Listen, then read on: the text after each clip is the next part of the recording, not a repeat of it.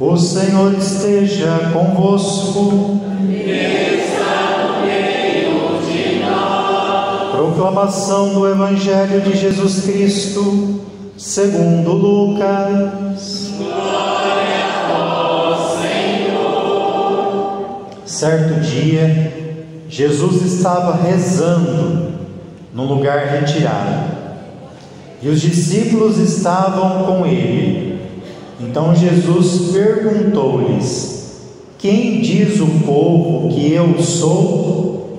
Eles responderam: uns dizem que é João Batista, outros que é Elias, mas outros acham que és algum dos antigos profetas que ressuscitou.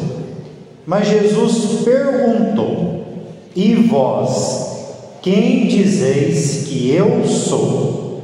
Pedro respondeu: o Cristo de Deus. Mas Jesus proibiu-lhes severamente que contassem isso a alguém e acrescentou: o Filho do Homem deve sofrer muito, ser rejeitado pelos anciãos, pelos sumos sacerdotes e doutores da lei, deve ser morto e ressuscitar no terceiro dia.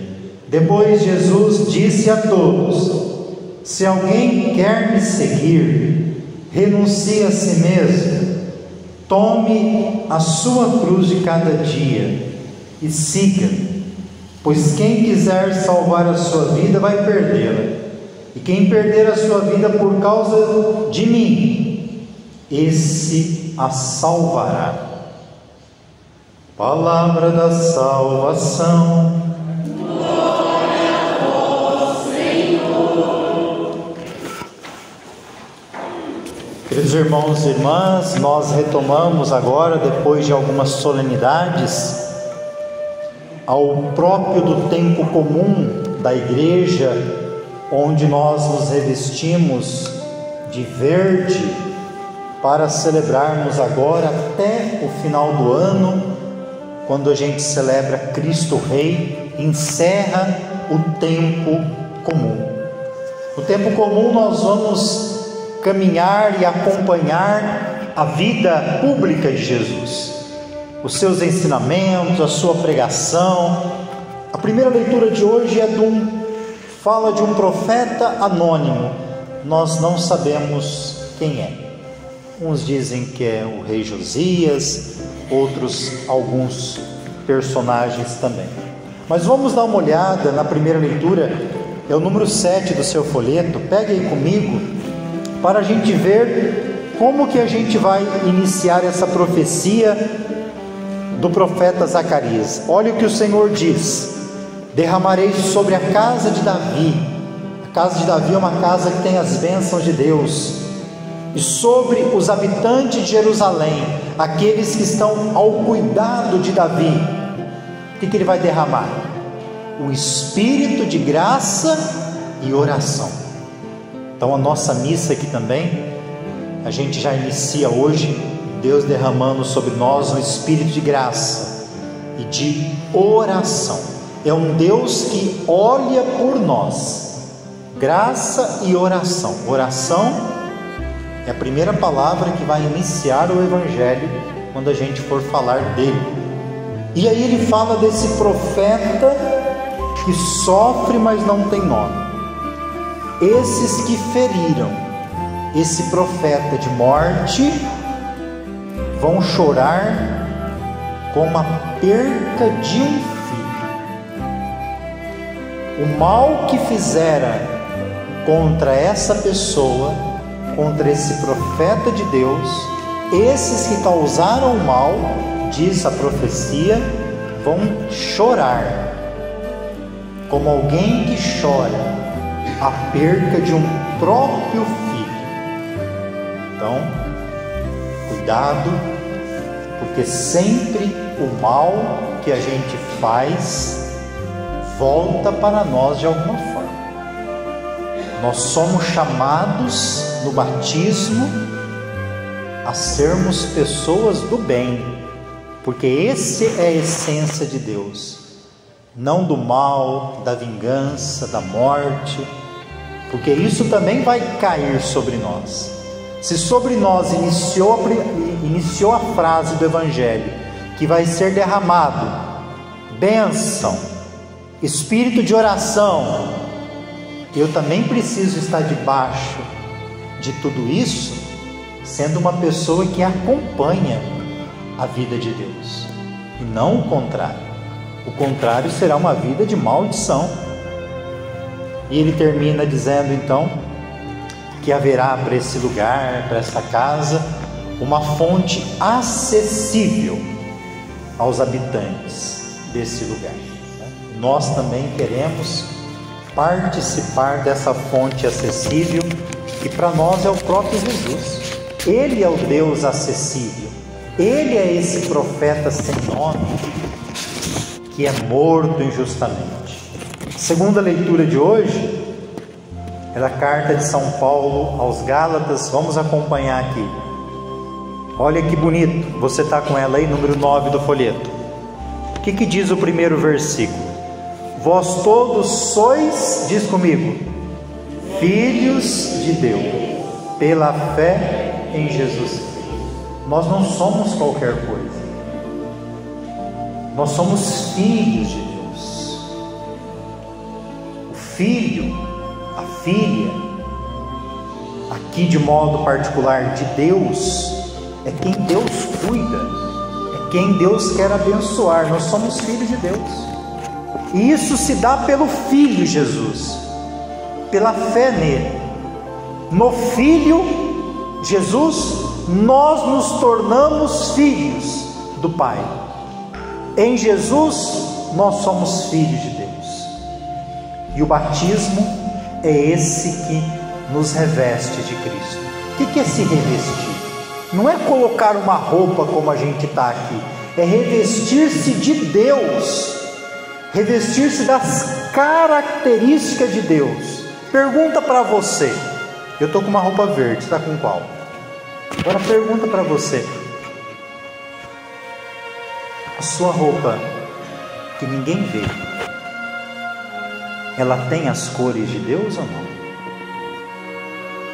Aqui está dizendo que nós seremos revestidos de Cristo. Você percebe que na tua vida as suas vestes, que ninguém enxerga, mas você sabe, ela tem as cores de Deus?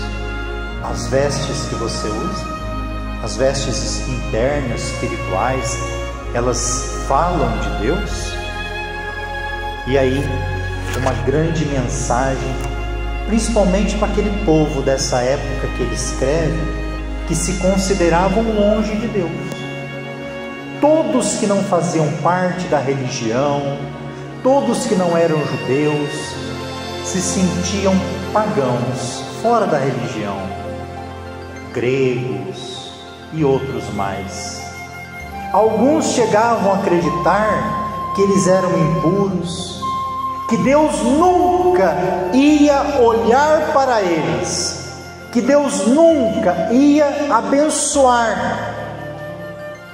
E aí Paulo diz para nós assim: o que vale não é mais ser judeu ou grego, nem escravo, porque o escravo também não era, fazia parte, nem escravo, nem livre, nem homem, nem mulher, pois todos vós sois um só em Jesus Cristo. Para nós que hoje estamos aqui, que praticamente não sofremos isso, a gente lê esse texto e possa passar despercebido. Mas para quem pensava que Deus não olhava por eles, isso é uma abertura na vida deles da graça imensa. Nós celebramos quinta-feira passada a solenidade do corpo e o sangue de Cristo.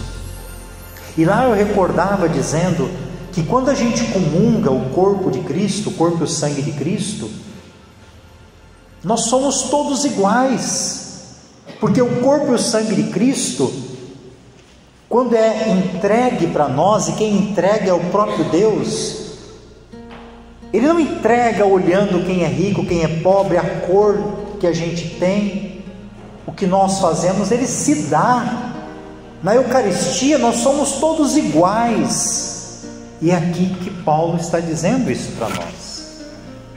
No batismo é assim, nos tornamos filhos de um único Deus, em 3 pessoas. O Evangelho de hoje, Evangelho de São Lucas, começa como eu disse para vocês na primeira leitura. Jesus estava rezando num lugar retirado, e os discípulos estavam com ele. Os discípulos estavam com Jesus, porque onde está Jesus, tem que estar discípulo. Procure estar mais onde está Jesus. Esse é o lugar que nós devemos estar, aonde está Jesus. E Jesus estava rezando por quê? Porque Jesus ia fazer uma pergunta importantíssima, uma pergunta existencial. Fez aos discípulos e faz para nós hoje. Portanto, toda vez que você também tiver algo importante para perguntar, tiver uma decisão importante para tomar, um discernimento para acontecer, não faça isso da sua cabeça simplesmente. Não faça isso somente com as opiniões dos amigos. Não faça isso somente com a sua lógica matemática. Faça como Jesus, que tinha uma pergunta importante. Quando Jesus escolheu os 12 apóstolos, o que ele fez? Ele passou a noite rezando, porque era uma escolha importante. Ele vai fazer uma pergunta importante. O que ele fez antes? Estava rezando num lugar retirado. É a primeira atitude nossa, rezar. E aí então ele pergunta aos apóstolos que ali estavam: quem diz o povo que eu sou? E aí surgiu algumas respostas aqui. Aí eles começam a dizer: olha Jesus, tem gente ali daquele grupo que está dizendo que você é João Batista, foi um grande profeta, morreu com a cabeça decapitada. Outros dizem que tu és Elias. Para o povo judeu, Elias foi um grande profeta do Antigo Testamento. Tanto é que existem algumas correntes judaicas que ficam esperando a volta de Elias, uma vez que ele foi embora numa carruagem de fogo. E aí completa, alguns ainda dizem que você é algum dos grandes profetas. Olha quanta coisa, né? Talvez se fosse perguntar aqui para nós, sairia uma lista imensa de quem é Jesus. Jesus é isso, Jesus é aquilo, Jesus é isso outro. E às vezes a gente fala quem é Jesus e fica numa fala teórica da boca para fora, e a gente não experimenta quem Ele é. Não basta para mim saber quem é Jesus, porque hoje, se eu ligar uma televisão, tem um monte de canal falando Jesus, Jesus, Jesus. Não é suficiente. Não é suficiente eu ouvir somente de alguém. Eu tenho que conhecer. É uma experiência pessoal. Senão eu vou ficar a vida inteira dizendo: ah, padre, minha família é muito religiosa. Nossa, minha avó sempre rezava o terço. Aí dá vontade de perguntar: e você, né? Como você está? Você falou de tanta gente, mas e você? Quem é Jesus para você? É o que Jesus vai perguntar agora para eles e para vós, para vocês. Vocês que estão aqui caminhando comigo há mais ou menos 3 anos, não foi esse tempo?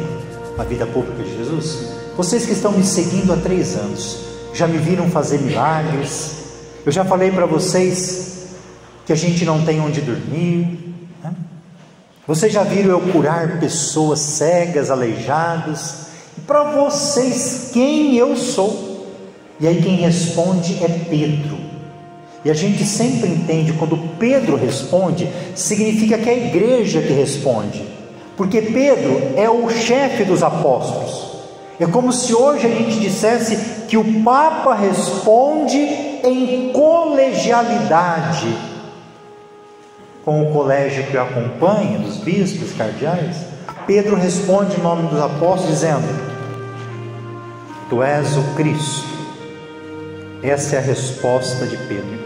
Se fosse um outro evangelho que a gente ouvisse, Jesus tinha dito assim: Não foi um ser humano que te disse isso, mas foi o meu Pai que está no céu que te revelou. E aqui também, mesmo não dizendo com essas palavras, a gente entende que Pedro é iluminado pelo Espírito Santo para responder. O que ele respondeu?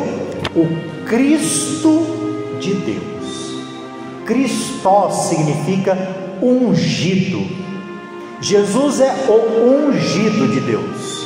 Quando alguém é ungido para algo, e não só ungido. Todo que é ungido para uma missão. Por isso que você é